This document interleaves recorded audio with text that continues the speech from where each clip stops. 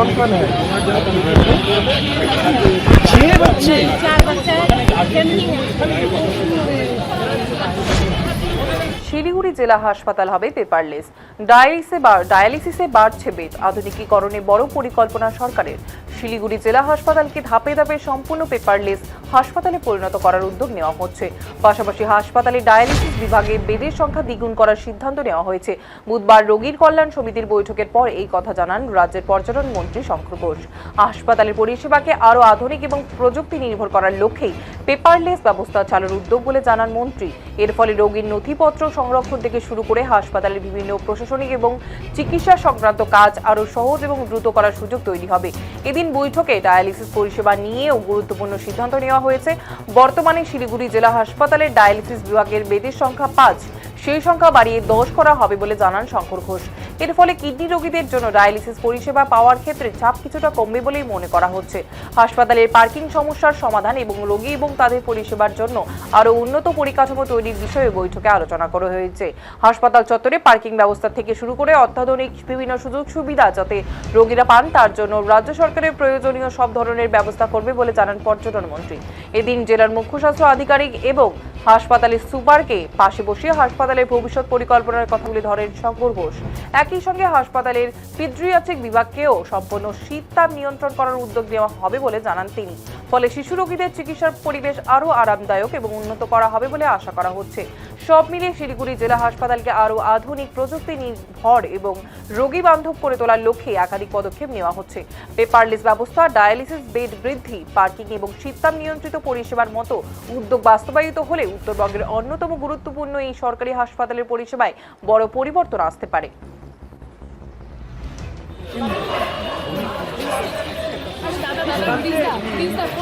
আমাদের রোগী কল্যাণ সমিতির তৃতীয় সভা অনুষ্ঠিত হলো।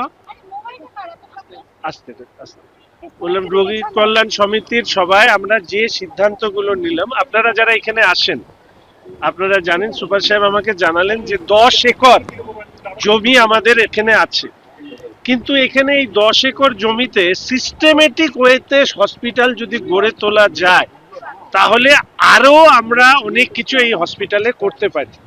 এখানে ডেইলি ফুটফল যেটা 500 হওয়ার কথা ছিল সেটা 2000-এর কাছাকাছি পৌঁছে গেছে।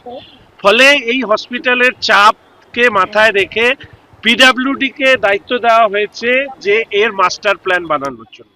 এই মাস্টার প্ল্যানে সমস্ত বিল্ডিং গুলোকে সঠিক জায়গায় নিয়ে আসা, পার্কিং এর ব্যবস্থা করা, আমাদের একটা ইলেকট্রিক সাবস্টেশন বানানো, তার সাথে সাথে এখানে হসপিটালের কোয়ার্টার গুলোকে শিফট করানো, এখানে মাদার চাইল্ড হাব তৈরি করা, এখানে স্মার্ট ওপিডি তৈরি করা, নাইট শেল্টার তৈরি করা, এই যে সমস্ত বিষয়গুলোকে মাস্টার প্ল্যানের মধ্যে নিয়ে আসবার চেষ্টা করা হচ্ছে। হোপফুলি মাস্টার প্ল্যান তৈরি করার পরে এই হসপিটালের মানে চেহারা এবং পরিষেবায় দুটোর ক্ষেত্রে আরো ভালো আমরা করতে পারবো।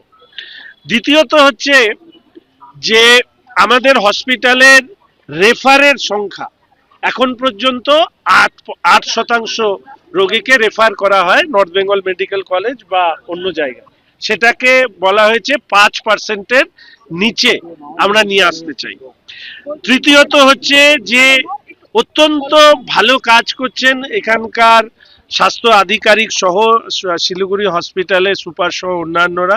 আমরা এখানে প্রথম পেপারলেস হসপিটাল অর্থাৎ রিপোর্টিং, প্রেসক্রিপশন সহ আমরা চেষ্টা করছি পশ্চিমবঙ্গের প্রথম পেপারলেস হসপিটাল হিসাবে শিলিগুড়ি হসপিটালকে তৈরি করার।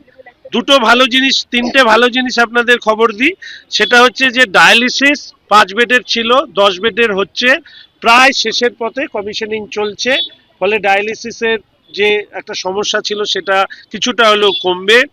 পেডিয়াট্রিক্স ওয়ার্ড প্রচন্ড গরম, 3তলায় ছিল, পুরোটা এয়ার কন্ডিশন করা হয়েছে এবং সেটা অলরেডি ফাংশনিং।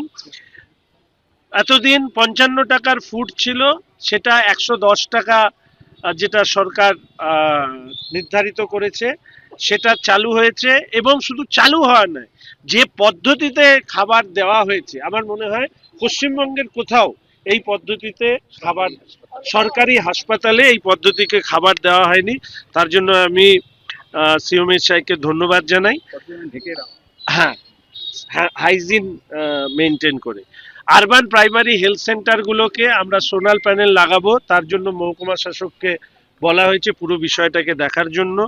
আমরা 30 বেডের urban community health service centre আমরা শুরু করব মাতৃসদনের উল্টো দিকে, যেটা রোগীর ভার কমানোর ক্ষেত্রে সহায়তা আমাদের করবে। আমাদের ফায়ার অডিট ইতিমধ্যে সম্পন্ন হয়েছে। আভা ইউনিক কোড আর কি, সেটাকে তৈরি করবার জন্য যে কেউ আমরা কমন সার্ভিস সেন্টারগুলোকে দিয়ে আমরা সেই কাজটা, মানে একজন পেশেন্ট সে আভাতে সে তৈরি করবে, তারপরে আবার কোন জায়গায় পেশেন্টের টিকিট করবে, এতে অনেক হ্যাপা। আমারও অসুবিধা হতো। সিওমএই সাহেবকে অনুরোধ করা হয়েছে সার্ভিস সেন্টারের মধ্যে দিয়ে যে কেউ নর্মালি সে আভা ইউনিক আইডি তৈরি করে রাখবে, কোনো সময় হসপিটালের প্রয়োজন হলে সে ইউনিক আইডি ব্যবহার করে সে কার্ড তৈরি করবে। এইগুলোই মোটামুটি ভাবে আমাদের আজকের এই মিটিং এর সারমর্ম ছিল। মিটিং সুন্দরভাবে, ইতিমধ্যেই এই নিয়ে ধারাবাহিকভাবে স্বাস্থ্য দপ্তর থেকে উদ্যোগ নেওয়া হয়েছে যে সবটাই কম্পিউটারাইজড হবে। তাহলে আপনার যে জিনিসটা পাবে সেটা কম্পিউটারাইজড ওয়েতে লোকের সামনে আসবে, এবং এর বিস্তৃত ব্যাখ্যা আমি সিওমএই সাহেবকে একটু দেওয়ার জন্য অনুরোধ করছি। ইনফ্রাস্ট্রাকচার তৈরি করবার জন্য আমরা পিডব্লিউডি কে একটা কি বলবো, মানে প্রজেক্ট করতে দিয়েছি, যাতে একটা মাস্টার প্ল্যান তৈরি হবে। সেই মাস্টার প্ল্যান ধরে আমরা আগাবো। যেরকম আমাদের এখানে দুটো কেন্দ্রীয় সরকারি প্রকল্প, একটা হচ্ছে অমৃত ফার্মাসি আর একটা জন ঔষধি, এই দুটো আমরা এখানে করছি। এবার আমাদের কিডনির ডায়ালিসিসের প্রয়োজনে আমাদের একটা রুমের বাড়তি প্রয়োজন হচ্ছে। আমাদের নার্সিং স্টাফরা বলছে যে আমাদের প্রত্যেকটা ওয়ার্ডের জন্য ডিফারেন্ট সাব সেন্টার, আমাদের সাব স্টোর দরকার, তার জন্য জায়গার ক্রাইসিস হচ্ছে। অর্থাৎ এই হসপিটালে যে পরিমাণ রোগী আসছেন তাদেরকে সঠিক পরিষেবা দেওয়ার জন্য আমাদের আরো এই যে এক্সিস্টিং যে স্পেস আছে সেটাকে সায়েন্টিফিক্যালি আমাদেরকে ব্যবহার করতে হবে। সেই জন্য আমরা ঠিক করেছি এখান থেকে স্টাফ কোয়ার্টার তুলে নিয়ে গিয়ে আমরা বাইরে নিয়ে যাব। শুধুমাত্র যারা রাত্রিকালীন পরিষেবায় যুক্ত থাকবেন তারা যাতে সঠিকভাবে ভালোভাবে থাকতে পারেন তার জন্য তাদের ব্যবস্থাটা আমরা করব, কিন্তু আদারওয়াইজ স্টাফ কোয়ার্টার এখানে আর থাকবে। হ্যাঁ, স্টাফ কোয়ার্টারের জায়গা হয়ে গেছে। সেকেন্ড ক্যাম্পাস, যেটা আরেকটা গুরুত্বপূর্ণ বিষয়, শিলিগুড়ি হসপিটালের সেকেন্ড ক্যাম্পাস তৈরি করাটা এই মুহূর্তে সময়ের দাবি, এবং আমাদেরকে করতেই হবে, কারণ না হলে এই হসপিটালে যে পরিমাণ লোড সেটাকে ধরে রাখা মুশকিল। ভ্যাকেন্সি লিস্ট নিয়েছি, স্বাস্থ্যমন্ত্রীর সাথে কথা বলবো যাতে কিছুটা হলেও আমরা অন্তত এই ভ্যাকেন্সি গুলো ফিল আপ করতে পারি। বেশ কিছু সমস্যা আছে, ধরুন কেউ চাকরি থেকে রিজাইন করেছে, যতক্ষণ না পর্যন্ত তিনি টার্মিনেট হচ্ছে আমার স্বাস্থ্য দপ্তরে ওই পোস্টটা ভ্যাকেন্ট দেখায় না। ফলে এই বিষয়গুলো আছে, সেগুলো নিয়েও আমরা আলোচনা করব। রেফার করার যে কমছে সেটা কি